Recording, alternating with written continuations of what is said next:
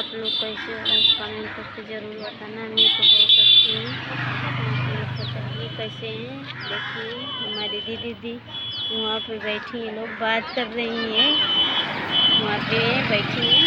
मैं आई हूँ सौराठ बाबा सर अपनी मम्मी से भेंट कर ले आई थी।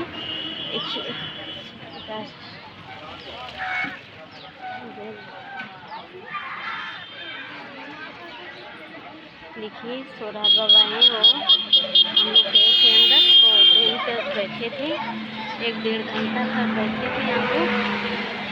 अब बस वो ताक रही है, बस आएगी तो हम लोग जाएंगे घर। देखिए बहुत अच्छा लग रहा है यहाँ पे।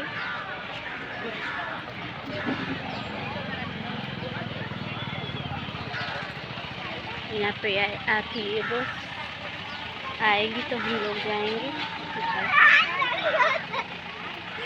उधर दुकान है, बहुत अच्छा लगता है इधर।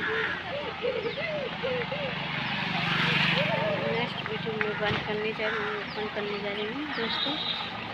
आप लोग के लाइक प्यार बनाए रखिए, मेरा वीडियो आप लोग देखिए।